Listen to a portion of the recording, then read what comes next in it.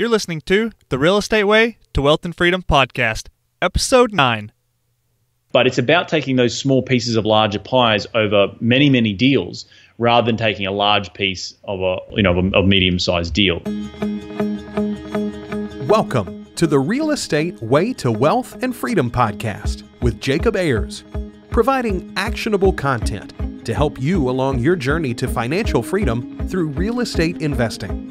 As the premier asset class, real estate has helped ordinary people just like you amass fortunes. The benefits of passive income from real estate investing will allow you to live a life you want. And now your host, entrepreneur, real estate investor, and apartment deal syndicator, Jacob Ayers.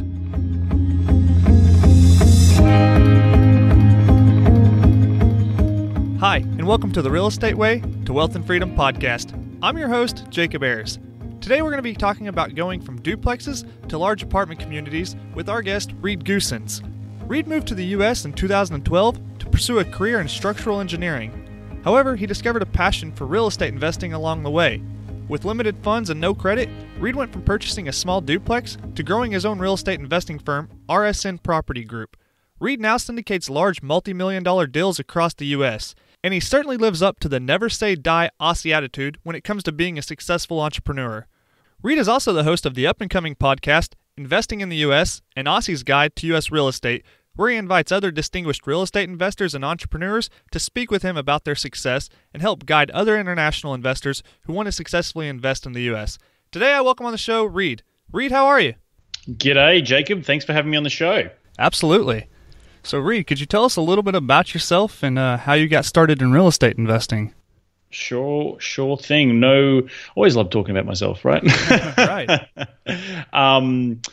Sorry for all your listeners out there. Don't mean to be big-headed. My background, interesting background. As you know, I speak with a weird accent. I come from Australia, but the reason I got involved in real estate was way back in 2008, 2009. I had been traveling abroad. I'd finished my structural engineering degree in 2007. I'd went abroad for a couple of years. When I say abroad, I went and lived in London because I was working on the summer 2012 Olympic Games, but in 2008. Obviously all the infrastructure. I know you being an engineer, Jacob, that it's you understand all that sort of stuff. But I was away for a period of time. Went back to Australia. Had just had the most incredible 2 years of my entire life. During that 2 years, I'd met my current fiance, who is American.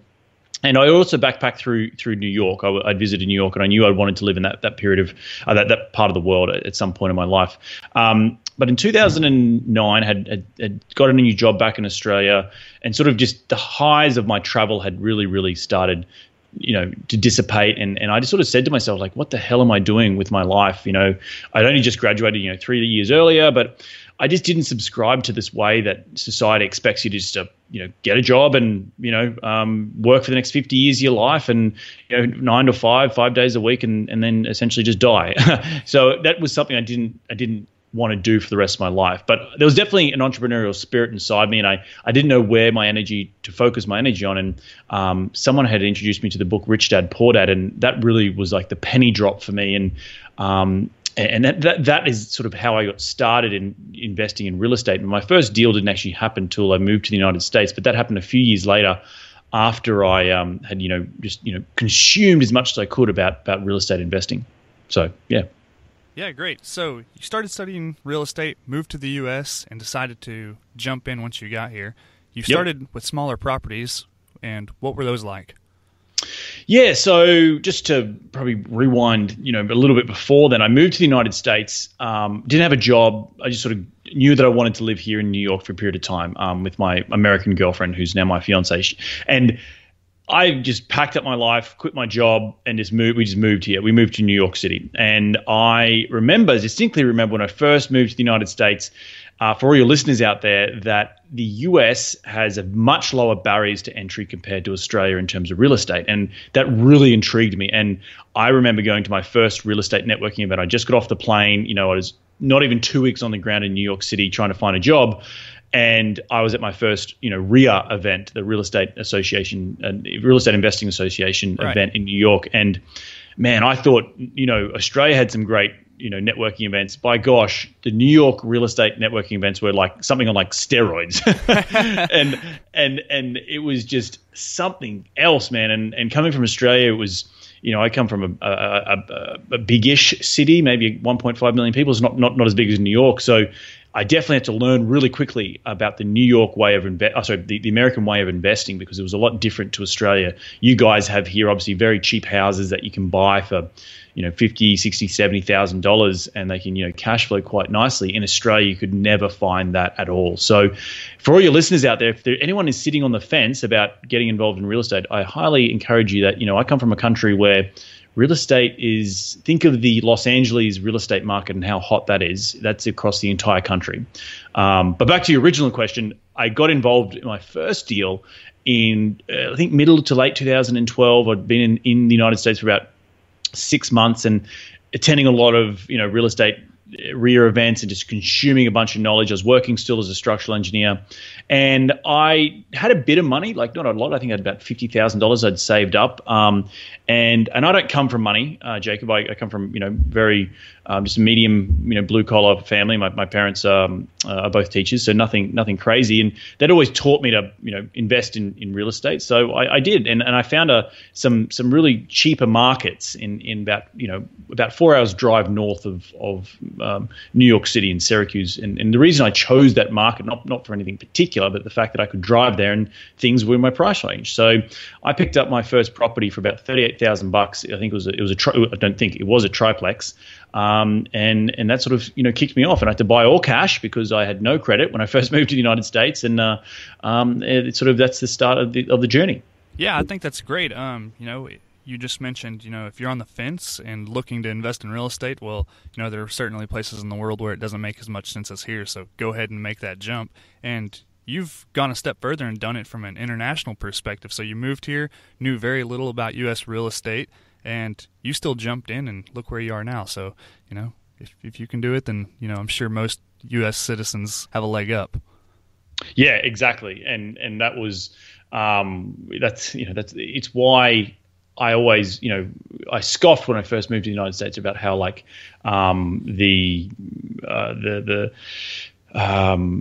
just how cheap it was here, because in Australia it's more of a capital. They look for more appreciation. So yeah. Right. Great. So you kind of saw the power of real estate when you bought these smaller multifamily properties, duplexes, triplexes, etc. And where was your moment of aha when you decided you were going to transition into larger apartment deals? Yeah, that was a good question. I first saw the power of real estate, of a multifamily, I should say, by cutting my teeth on this first triplex. I went in there, I spent a bit of money on it. I probably spent about $10,000, and I saw that I could, increase the rent, and that was great. And I could, get my cash flow was a lot more. And just to give your listeners a bit of context, I did that for a period of time, and I proved to the bank, my local bank, that I could, this property was earning cash flow or earning income. And after a period of time, I, was able to refinance some of my money out of it, very small amount, about $25,000, but it was enough to get me into another deal. And I think I got 3 or 4 deals. And essentially, I just got to the point where I couldn't scale my business. It was very limiting. I could only get a certain amount of loans, and I had all my capital. I'd spent it, right? I was still working full time, and over a period of about 18 months, I acquired about 3 or 4 properties. And I was sitting with my buddy in New York at a bar, and I said to him, guess what I'm doing? I'm buying these great little cash flowing properties in upstate New York. And he was from Canada, and he just happened to be visiting. And he told me about that he just closed on an 80-unit property. And I said, what the hell? How'd you close on 80 units? Come on, man. And I'm sort of scoffing, I've got 3 properties or 4 properties, and I got maybe 8 units between all 3 of them or 4 of them.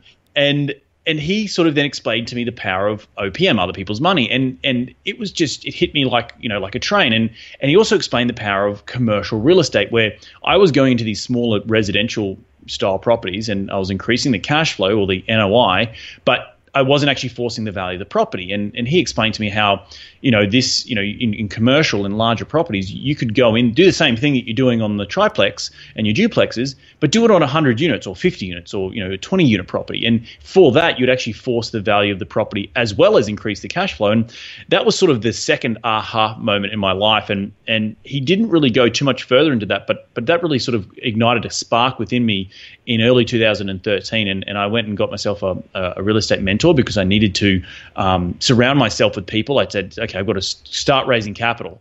How do I start raising capital? Well, I need to learn from someone who does it, right? So I had to go out there and get a coach. And that's what I did. And towards the beginning of it took me about a year, but then I started RSN Property Group. And there was another year before I actually closed on my first or helped syndicate on my first deal. So by the time I had that talk with my buddy to, when I closed on my first syndication, it was a good 2 years. And so if anyone's out there listening and they're thinking, I want to make that transition, I don't know how, just understand it takes a while, but you can do it quickly. I just happened to take 2 years and that was just my journey. So yeah, I hope that explains the crossover. I'm sure you're going to have a lot more questions for me. Yeah.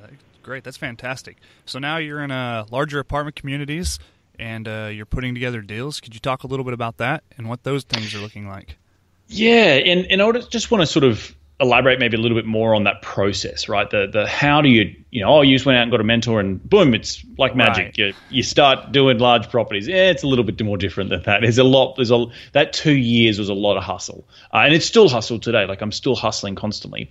But the fundamentals of it are that you need to partner up with other people. Large multifamily buildings you can't go and take down yourself. Like maybe you could take down a 10 unit or a 20 unit if you've saved up enough money.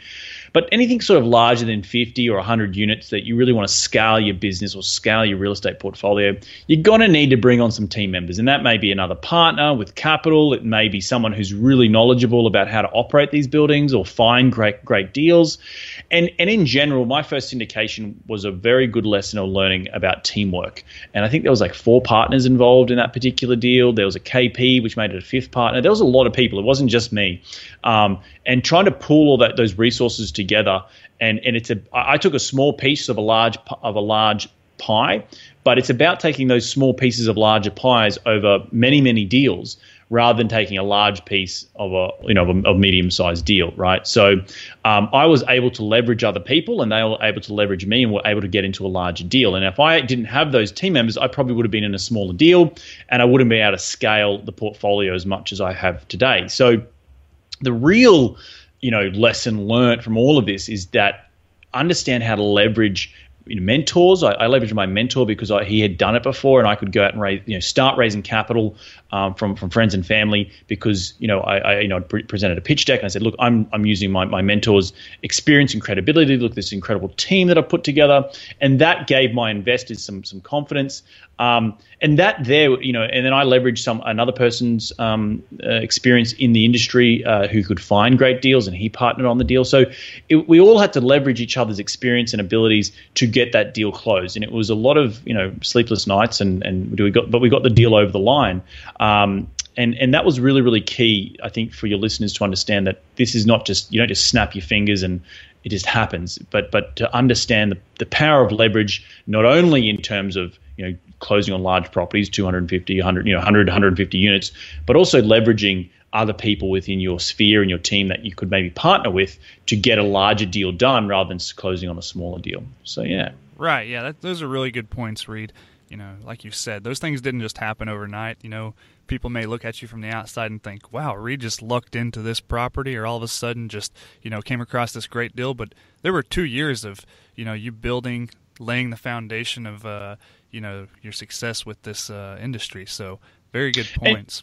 And Jacob, I'm still laying the foundations, right? Like I'm always looking for more investors. One of the biggest lessons I've learned, like going from number one to deal number 2, and raising that first, $100,000 or $200,000 or $300,000 was bloody hard. It's hard to, you haven't raised capital before. You're an engineer. People think of you as an engineer. So trying to change people's mindsets was very tough. And it's about setting an expectation for yourself that you may have to, you may want to break out of the rat race, but you may think, it's going to take me a year. Well, it might not take you a year. It might take you 3 years, and that's okay. And someone said to me one time is that, Reed, if you look back on your life when you're 80 years old or 9 years old, and you tell your grandkids that you had, 3,000 units in your portfolio, and I don't have 3,000 units, but that's the goal that I want to get to.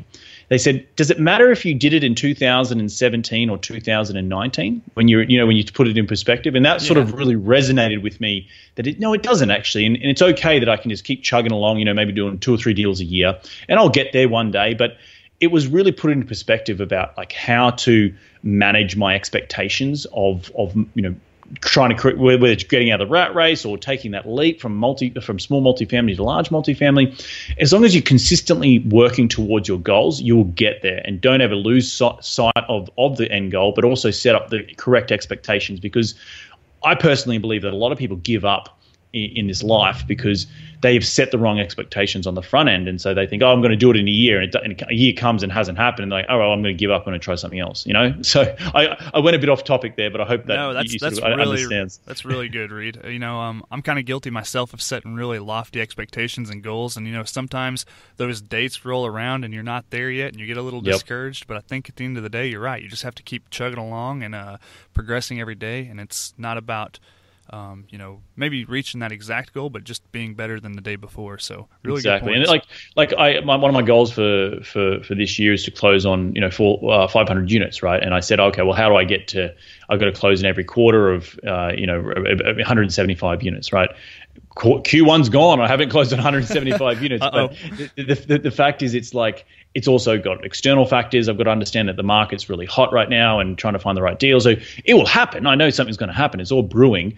But, I might go out and close on a 500 or 600 unit deal, at the end of the year, and boom, I've hit the goal, right? But the goal for Q1 was to close on 175, and I missed it. But I'm not going to beat myself up about it. I'm just going to keep doing the processes, keep, going through the systems, going through your day-to-day and understand that I'll keep chugging towards that goal. So yeah. Right, great. And one other thing I'd like to touch on is you're talking about the power of partners and leveraging other people's money.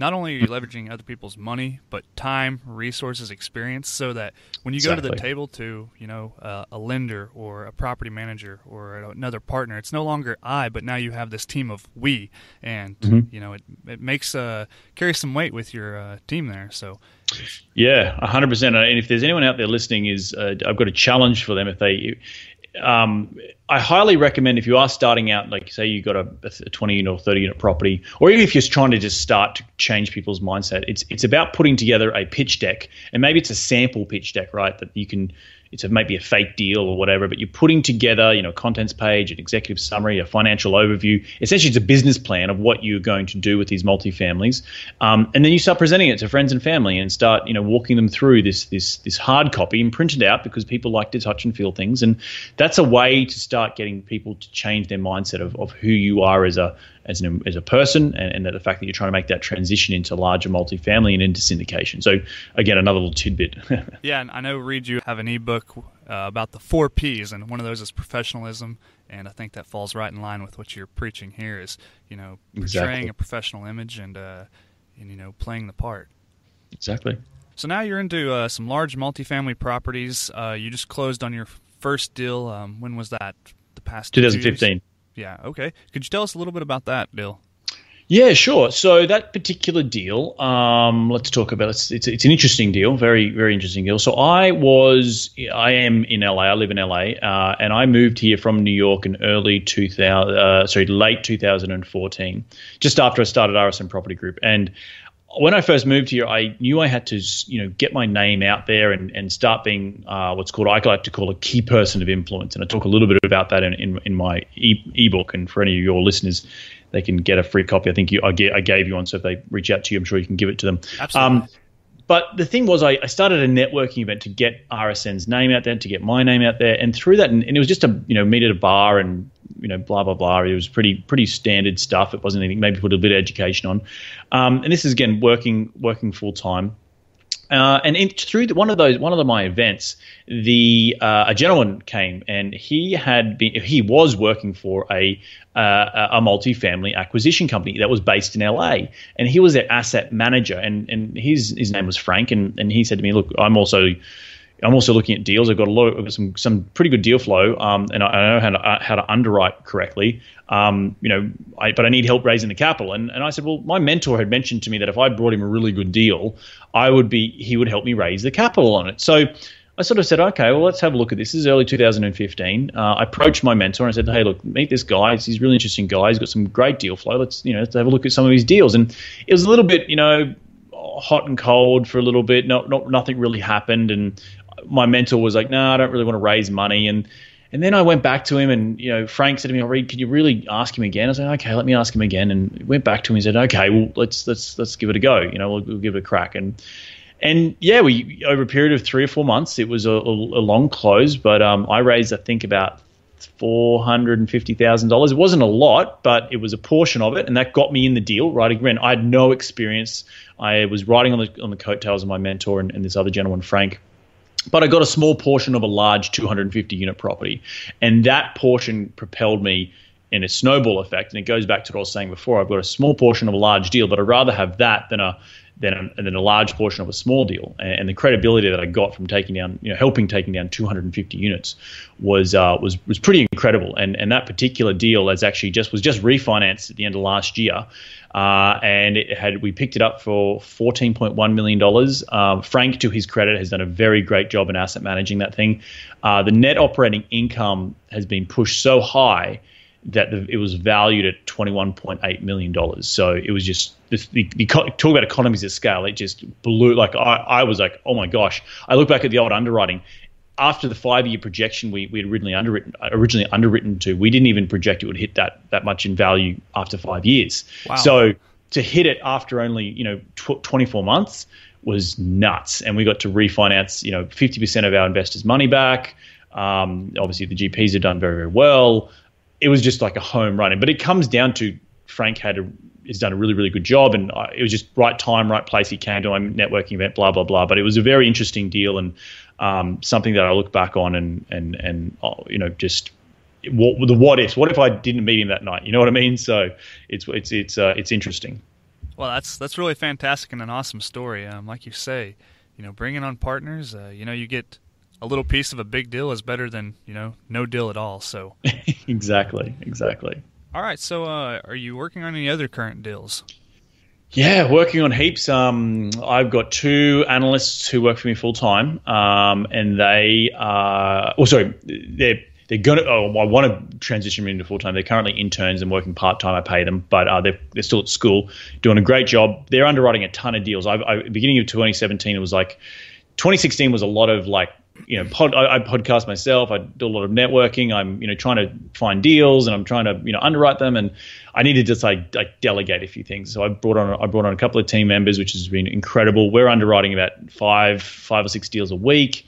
I'm constantly raising capital. I'm looking at many deals across the country. I'm looking in Dallas, Fort Worth, Houston, Texas. You helped me look at a deal which was incredible. San Antonio, Kansas City, and I'm actually off this weekend to Phoenix, Arizona to look at a couple of deals. So a lot's going on. Something will come under contract very soon. I've already put it on offers on about 4 deals, this year.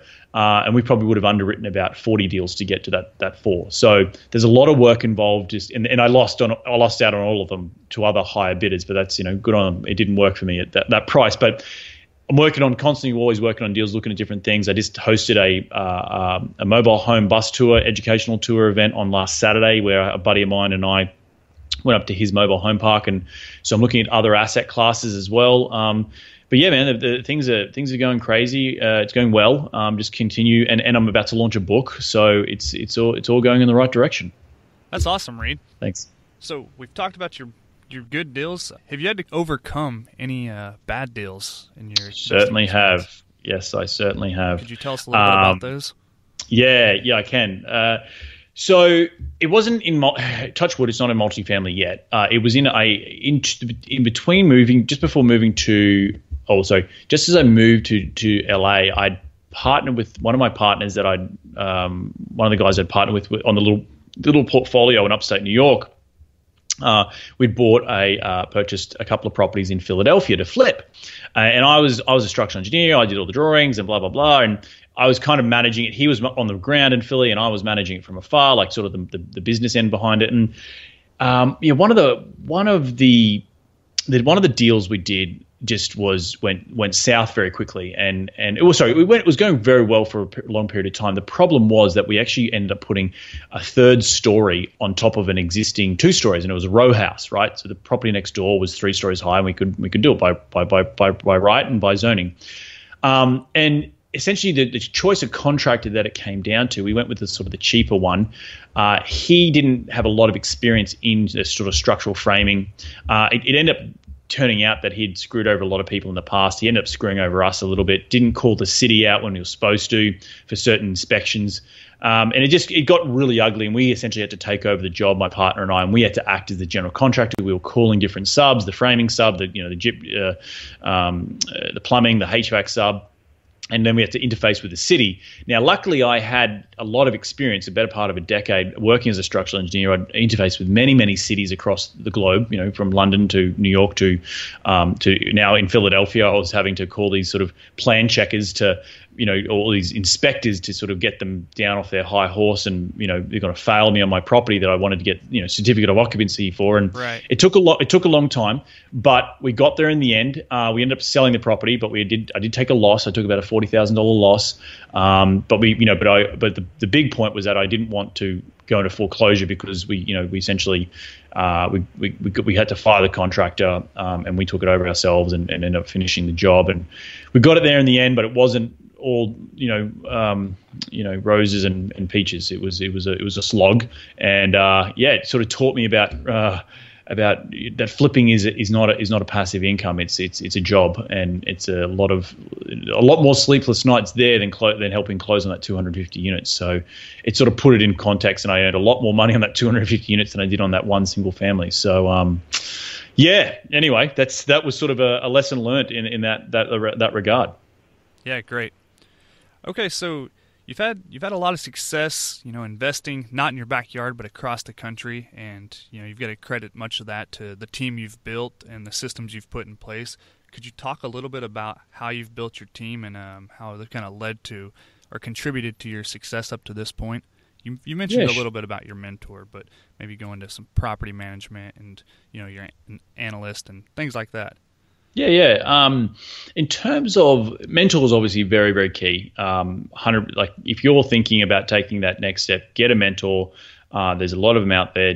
Get in whatever it might be. You might not be wanting to invest in multifamily. It might be you want to invest in mobile home parks or storage units or whatever it might be. Get a mentor who's actively doing it. That's the first piece. The second piece about a team is get to your local real estate networking events and try and establish as many relationships as you can, because you never know when someone in a market may pop up. And I've got friends in markets across the country that I've created relationships through, either through my podcast or through my networking. And through that relationship, I'm able to leverage them to, help me find good property managers or they can go look at a deal, or they can help me, they can give me insight on a market. So having a boots on the ground team member is really, really helpful. And you might not necessarily be a partner. It might just be someone who you can rely on, just call up every now and then.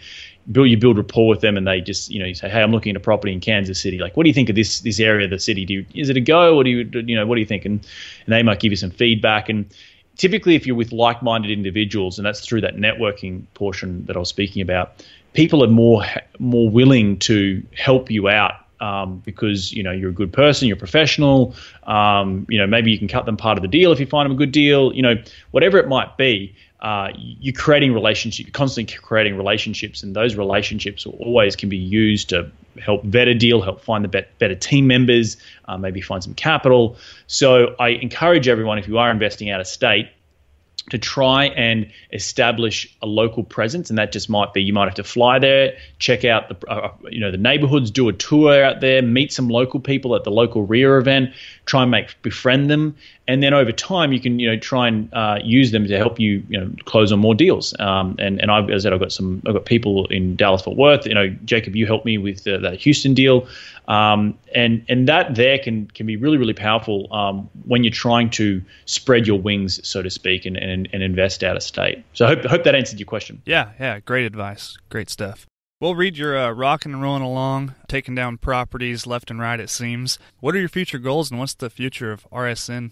Yeah, good question. I think the future of RSN is really it's twofold. I really want to continue to grow, obviously, the portfolio base. It's very, very important for me. But I also want to continue to grow my investors' capital and preserve their capital for a long period of time. I want to grow into a company that is a very reputable company, and having a team around my analysts and soon to be full timers, and probably in the next 12 to 18 months, I'll probably hire an asset manager myself, rather than me doing it all. That is sort of where the goal is headed. And I would also like to do some more ground up construction work, because that's where I've lived and breathed that stuff for the better part of a decade in the engineering fields. There's a lot of money to be made there, but it's, again, a different type of asset class. I'm also excited about, creating the financial, wealth for my family and my loved ones. And looking to grow my personal brand as well, me, Reed Goossens, and so the book's coming out and my own podcast, and just continue to grow as an entrepreneur. I'm really enjoying the journey, and that's probably another big thing, that it's not about the end goal, it's about the journey and enjoying it along the way as well, and helping as many people as I can. I'm trying to give back to my local community. I've got my own meetup event here, and I've got a mentorship program that I help investors get to that next level. So trying to be a full circle type of investor myself, but also a leader, an entrepreneur, and a business owner. So yeah, that's great. And you've kind of mentioned that it's beyond just financial freedom, but you're for yourself, but starting to give back and kind of create that Reed Goossens legacy. So, yeah, exactly. So what are some of your reasons why, and why are you doing what you're doing, and what kind of gets you out of bed in the morning? Yeah, the original whys, I think, are still relatively the same. Is that financial freedom is what everyone what was the original why before. I was fed up of answering to a boss. I've now created a little company. It's only a small company, but let's be honest, but it will grow. But I'm now in control of my time, and that's really, really important for me. And that why, in terms of getting up and making sure, let's be honest here, it's not. I've still got to get up and hustle, because my paycheck is relied upon how I hustle throughout the day, and what deals I'm closing on. So that motivates me to get up. I still haven't hit that the financial quote unquote goals that I want to hit, but I'll get there eventually. But now that it's relied upon me, and I've got team members, so it's really, really awesome to get up and create something. I think that it's just really cool. I've always been a mathematical brain, and to create a business and to create a team and an atmosphere and a sense of desire and mission in a business is really, really exciting. And again, I'm enjoying that journey. And the reason I get up out of bed is because I am enjoying that journey. So that's great. Yeah. I think having a powerful reason why is an absolute must. It kind of keeps you going through some of those hard times, and gets you out of bed in the morning and keeps you going. So exactly, and that why may change over time. As you hit your certain goals, it may change, and that's and that's okay. And things might happen in life, and that's completely okay as well. But I think at the end of the day, my underlying reason was to take control of my life. So yeah, that's I'm still always striving towards that, right? Right. Okay, Reed, well, as we're wrapping up, I'd like to end with a lightning round of questions. So just a series of questions we've got for you. So I'm going to shotgun you with those and just kind of shoot from the hip. How's that sound? Let's do it. All right. So first, what was your biggest hurdle getting started in real estate investing, and how'd you overcome it? Good question. It's supposed to be lightning round, but maybe it's a slow lightning round. That's fine. Biggest hurdle, I think, is, and like anything, it's just backing yourself, right? Having the my biggest hurdle was knowing that I had the knowledge to back myself and go out. And there's always a leap of faith at some point in your career, whether buying that first property to transitioning to larger properties. There's always that fear of being uncomfortable. And that's okay. You have to embrace that fear. And I've learnt over time that it's okay. It's being comfortable, being uncomfortable, if that makes sense. So that was probably my biggest hurdle, getting off the fence and getting into to real estate in the beginning, is getting off the fence and just, it's okay to be uncomfortable. Get used to it. Yeah, right. You don't know everything, and if you wait until you do, then you'll never get started. Exactly. Okay, do you have a personal habit that contributes to your success? Yes, I do. I'm hugely into my exercise. I'm a very, very go type of guy. My fiance always describes me as like that kid with ADD. He's like, okay, I'm at the sandbox. I'm now on the swing set. I'm now on, I'm always going. My mind's always going. And so one way to help me, I'm always needing to be physical and go to the gym or go for a run, or, I try to do that 4 or 5 days a week. And that I keep good health of my body. And I think if you keep yourself right, you've got to look after yourself first. You can then help others. You can then make sure your business is running well. You can make sure you're guiding others along a correct path and having investors in the right deals and making the right decisions to grow a business. So again, it starts with me, and my goal or my habit is to exercise. And one of the new habits that I'm really loving is journaling. It's very, very important to get stuff out of my head and onto paper, because I'll constantly keep thinking about it and I won't get any sleep overnight time. Yeah, great. Okay, do you have an online resource that you find valuable? Yes, online resources. I think for anyone out there, if you're just getting started, a great online resources. It's a plug to someone else, but it's okay. It's Bigger Pockets. It's a great way also to network with other people and maybe to create those connections in some out-of-state markets that you might be looking at. Always jump online and post some questions about, might be investing in one particular suburb or one particular market outside of your area. Can anyone give you any advice? Meet people that way. So that's been a really, really beneficial tool for me when I first got started. Yeah, absolutely. We're all on there. We're all members and have our profiles, and it's a great networking medium. So I'd highly recommend it as well. Yep. Okay, what book would you recommend to the listeners, and why? Oh, I think there's a couple of books out there. Obviously, Rich Dad Poor Dad. Have to read that. I've met a few people who've read it, and they maybe read it at too early a stage in their life, and now they read it, 10 years later, and it's so Rich Dad Poor Dad is obviously one. Another one I really enjoyed was The 4-Hour Workweek by Tim Ferriss, and I've read that in probably the last 12 months, and I know it's an older book, but it really helped me with automation and making sure that I'm delegating the right tasks, and that sort of lit the fire to get some interns this year and then create, got some online virtual assistants and blah, blah, blah, to just start delegating. Otherwise, if I keep control of it all and try to do it all myself, I'm not going to be able to grow and scale my business. So those two books are pretty good. Yeah, absolutely. That one for me is one of the ones that I read, but maybe a little too early in my real estate investing journey. So one that's on my revisit list, that's for sure. Yep. Okay, if you were to give advice to your 20-year-old self to get started in real estate investing, what would it be? My advice to my 20-year-old self would be to 20, I was sort of 25, 26 when I first picked up the book.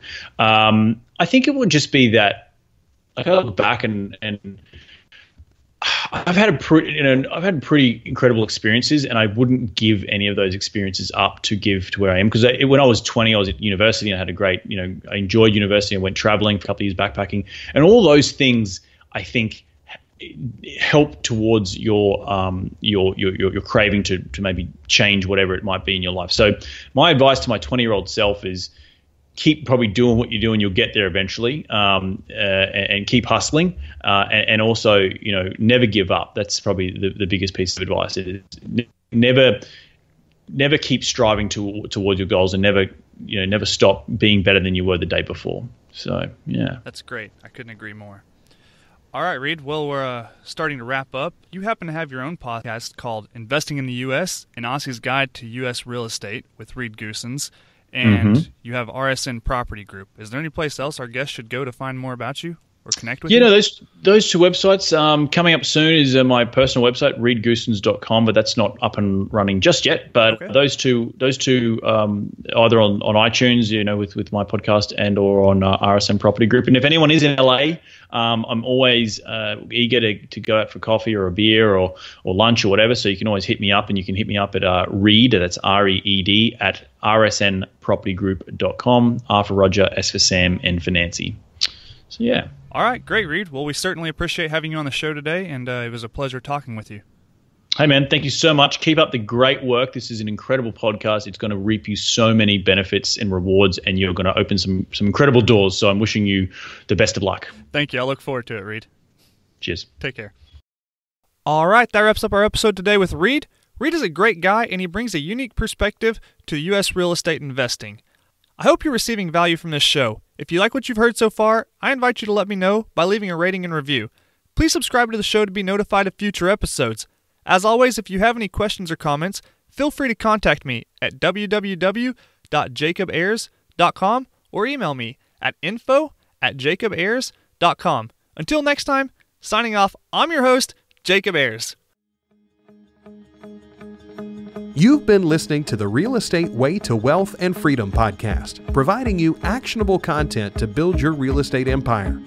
Nothing on this show should be considered specific, personal, or professional advice. Please consult an appropriate tax, legal, real estate, financial, or business professional for personal advice. The opinions of guests are their own. Information is not guaranteed. All investment strategies have a potential for profit or loss. The host is operating on behalf of the Real Estate Way to Wealth and Freedom, LLC, exclusively.